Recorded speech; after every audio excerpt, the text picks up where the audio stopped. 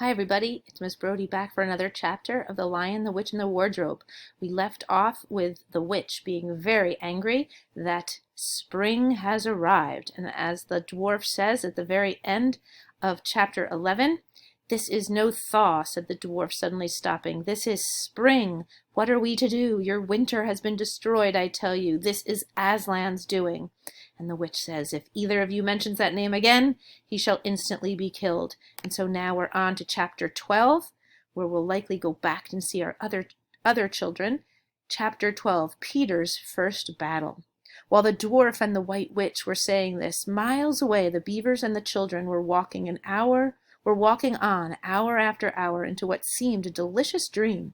Long ago they had left the coats behind them, and by now they had even stopped saying to one another, "Look, there's a kingfisher," or "I say, bluebells," or "What was that lovely smell?" or "Just listen to that thrush." They walked on in silence, drinking it all in, passing through patches of warm sunlight, into cool green thickets, and out again into wide mossy glades where tall elms raised the leafy roof far overhead, and then into dense masses of flowering currant, and among hawthorn bushes where the sweet smell was almost overpowering.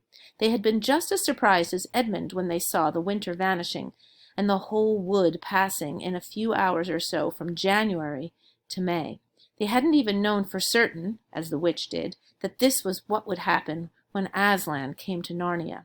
But they all knew that it was her spells which had produced the endless winter, and therefore they all knew when this magic spring began that something had gone wrong, and badly wrong, with the witch's schemes. And after the thaw had been going on for some time, they all realized that the witch would no longer be able to use her sledge.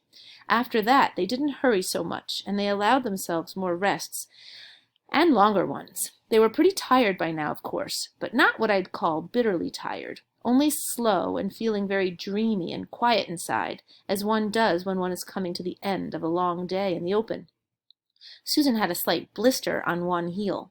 They had left the course of the big river some time ago, for one had to turn a little to the right, that meant a little to the south, to reach the place of the stone table. Even if this had not been their way, they couldn't have kept to the river valley once the thaw began, for with all that melting snow the river was soon in flood, a wonderful, roaring, thundering, yellow flood, and their path would have been under water.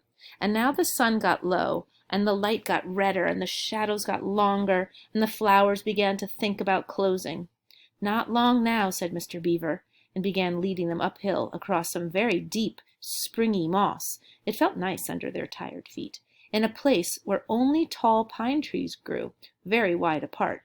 The climb, coming at the end of the long day, made them all pant and blow, and just as Lucy was wondering whether she could really get to the top without another long rest, suddenly they were at the top, and this is what they saw. They were on a green open space from which you could look down on the forest spreading as far as one could see in every direction, except right ahead. There, far to the east, was something twinkling and moving. "By gum," whispered Peter to Susan, "the sea!"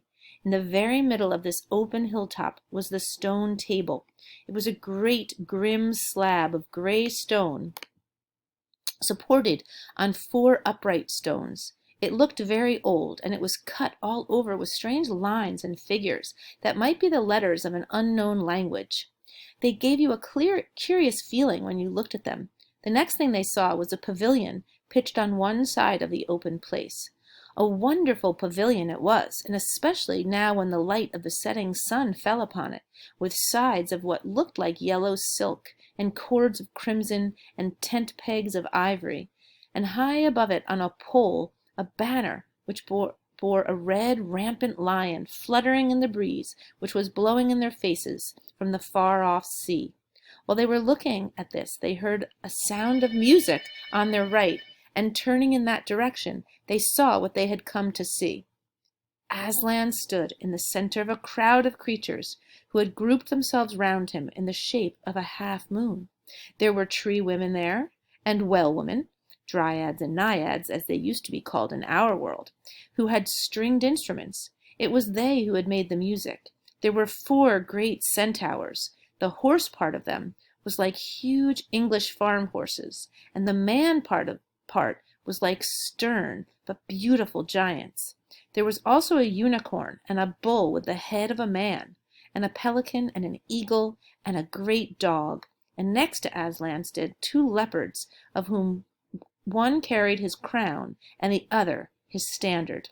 Readers, I really hope you're envisioning, I hope you're creating this wonderful mental movie in your mind of what this looks like, because it's really very clear to me. I think C.S. Lewis does a great job writing description.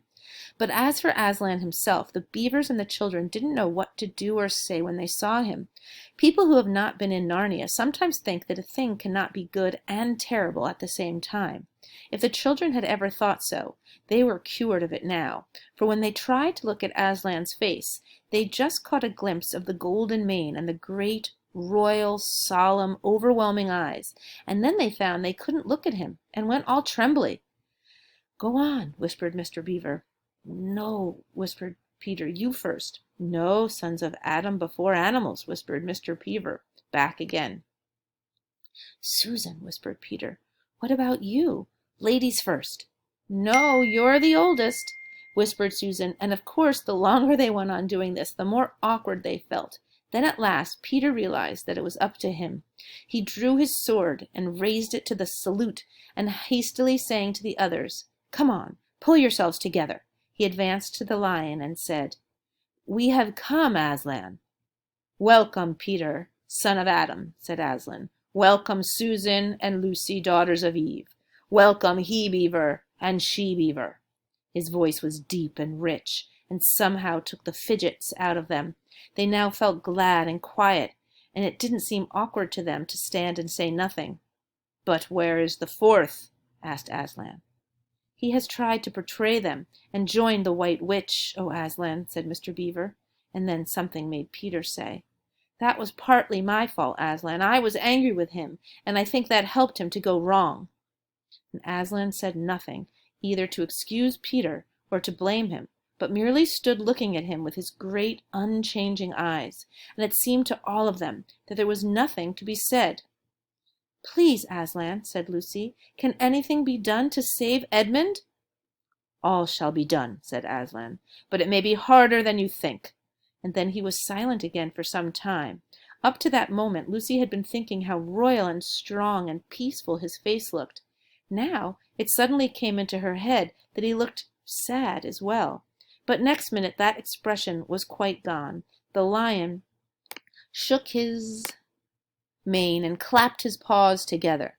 Terrible paws, thought Lucy, if he didn't know how to velvet them, and said, "Meanwhile, let the feast be prepared. Ladies, take these daughters of Eve to the pavilion and minister to them." When the girls had gone, Aslan laid his paw, and though it was velveted, it was very heavy, on Peter's shoulder and said, "Come, son of Adam, and I will show you a far-off sight of the castle, where you are to be king." And Peter, with his sword still drawn in his hand, went with the lion to the eastern edge of the hilltop.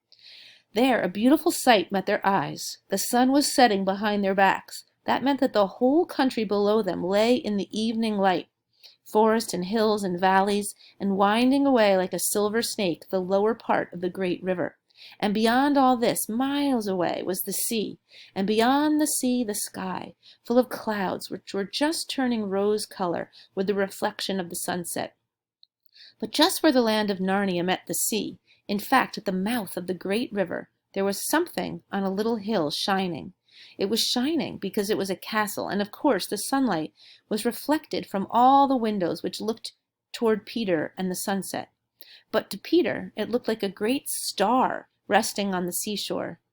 "That, O man," said Aslan, "is Cair Paravel of the 4 thrones, in one of which you must sit as king.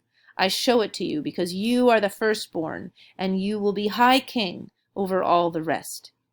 And once more Peter said nothing, for at that moment a strange noise woke the silence suddenly. It was like a bugle, but richer.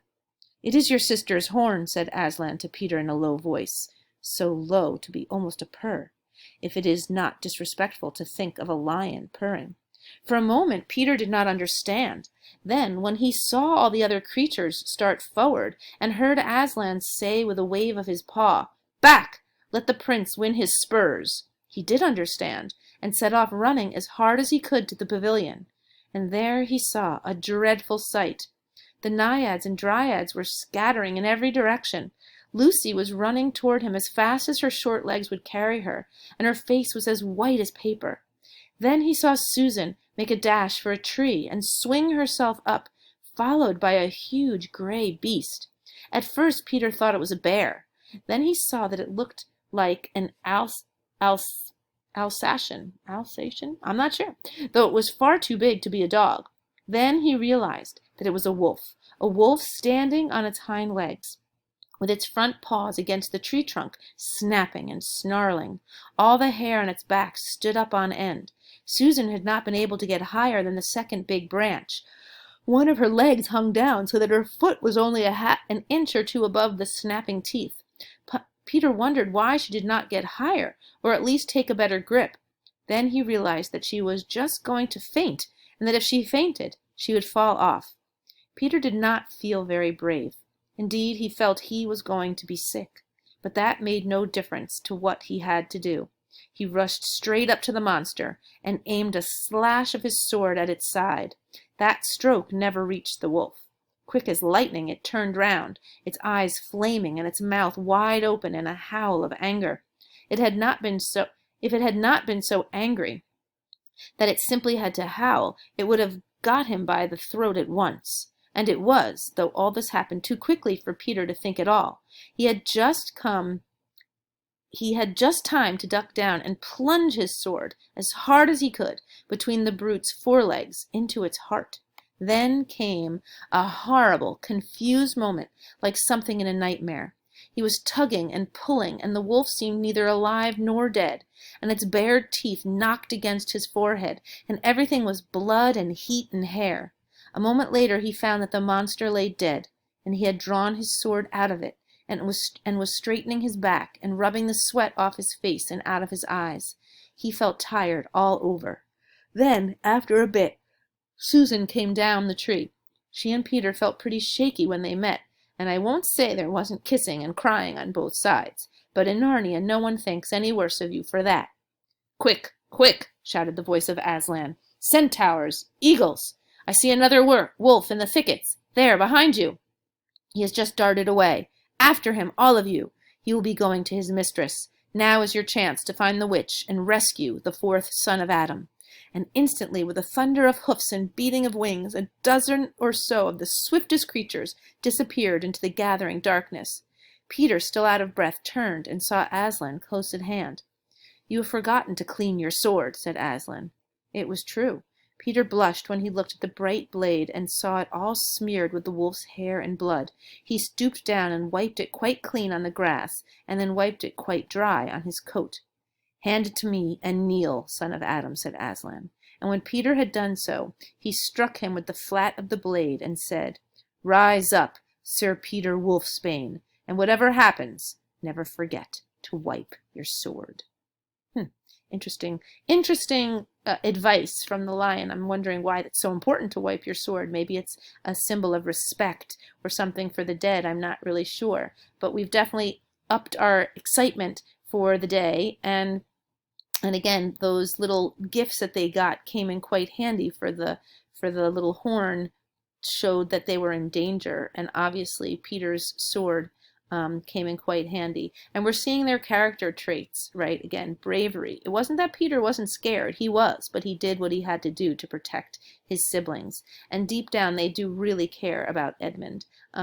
So I'm hopeful that he'll be able to regain their trust and sort of come back to the fold. But we'll see. Come back next week or next day for another chapter of The Lion, the Witch, and the Wardrobe.